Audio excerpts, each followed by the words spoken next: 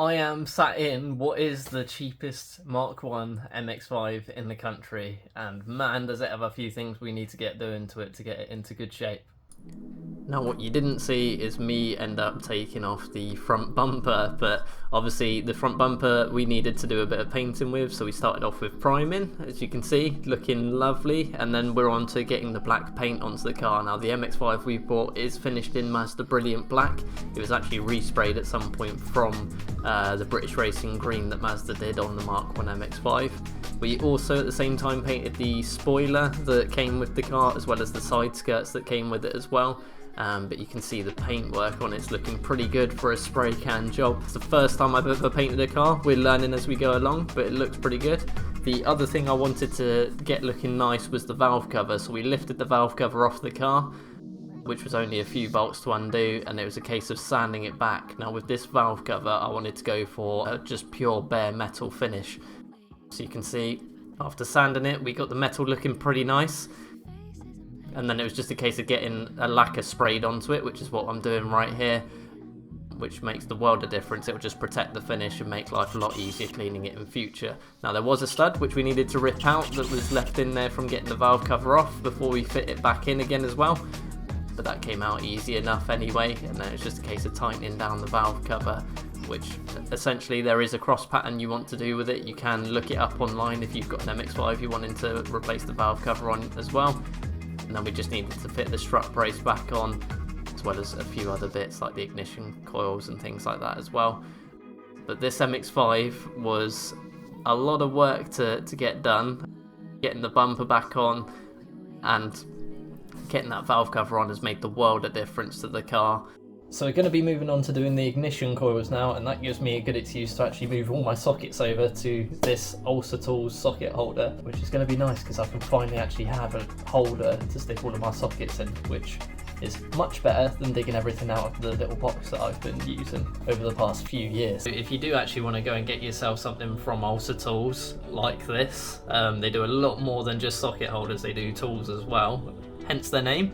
You can check out the link in the description. This is really awesome, so really happy, and I thank them for sending it out. So we're going to be changing this little thing at the back, or at least taking it apart and seeing if it needs changing.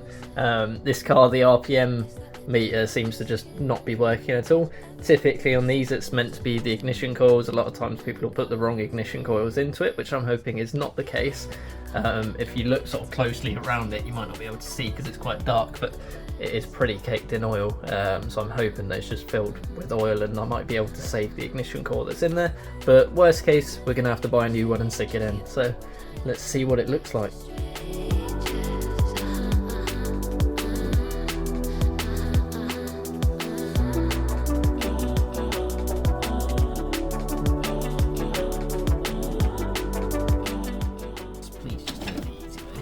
Go.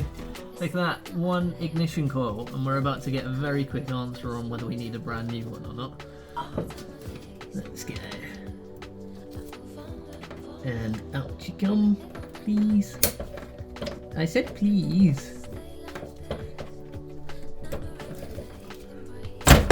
There we go. Right, it's the right ignition coil, which is nice because it's got 4 pins in, if you can see. 4 pins in there. Sometimes people put the wrong ones in and put the 3-pin ones in, which is for a different version of this MX-5. We need the one with 4, which is a good start. And both of them have 4 in, which is unfortunate because now it's kind of making me question why it's not working, to be honest. But we're going to give it a bit of a clean up and see what that does.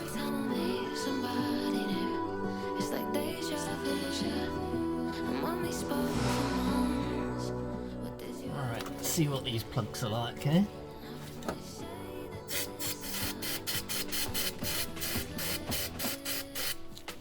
I mean, they're pretty grubby.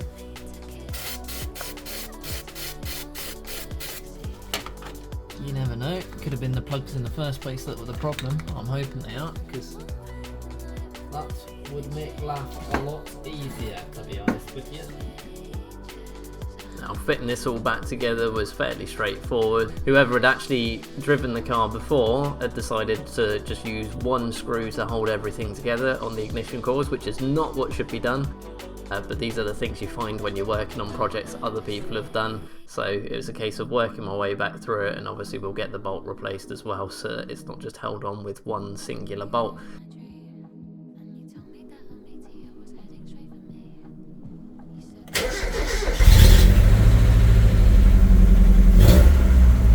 No. Well, that's a shame. Yeah. We then decided to rip the dash out, and when I say rip the dash out, very carefully take it out, of course. And in doing that, we decided, actually, you know what, the steering wheel needs a little bit of updating. I'm ready to see some absolutely horrific wiring happening to it as well.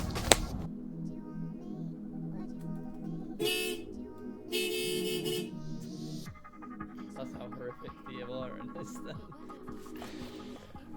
A good old plastic bag for wiring. Doing an actual repair. An actual repair. With a lighter. Yeah, this is not how you're supposed to do heat shrink, but That looks much better. Much less conductive as well. At some point that wiring would have just failed. yeah, the horn would just be constantly going off. And then we went for a quick oil change, which we're just putting the plug back in after putting new oil in. And then the side skirts were getting riv nutted back in. They were originally held on by bolts before, but you don't really want to be bolting these sorts of things in. It doesn't look very good. It's just not quite as secure as riv nutting your body panels back in, which is what you should do anyway. And the spoiler went back on as well.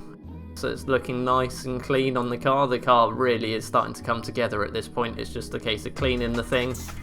And then once the car's all cleaned, I can start to move on to polishing. Now, we couldn't get to the bottom of the ignition coils, so I think it's just going to need some new coils ordering to get the revs back in, which is something we will do. But for now, we're going to start sorting out the bumper. So you can see I polished half of the front bumper at this point, and wow, what a difference polishing makes. So I'd already sanded back the bumper with some wet sanding, and it's just a case of getting some cutting compound on there, and you can see the difference that polishing a car can make. Then at this point we decided to take it out for a little bit of fun, so I just wanted to get some shots for you guys so you could see how well the car's actually come together. It looks fantastically good. You've got the LED headlights on it, the spoiler, the front bumper, the side skirts, and the Wolf Race alloy wheels on it have just really set this car off. You've still got a few chrome accents on it, which I think breaks up the black really nicely rather than going for the all black look. And then it was a case of heading off to Gravity, and wow, what a show Gravity was. So the guys at Slammed, Jords, have put on a really good show this year. There was some impressive cars down there, and at this point, to be honest, I think I'm just going to let you guys enjoy what the show actually was.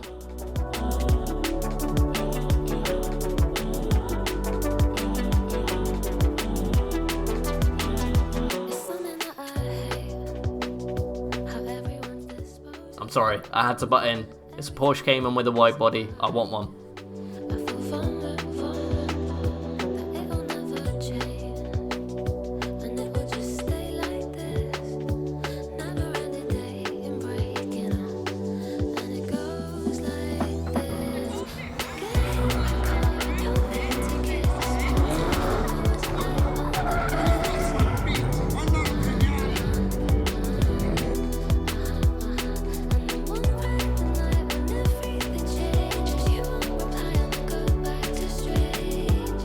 What a show. I hope you guys enjoyed the video. Subscribe. We'll see you later.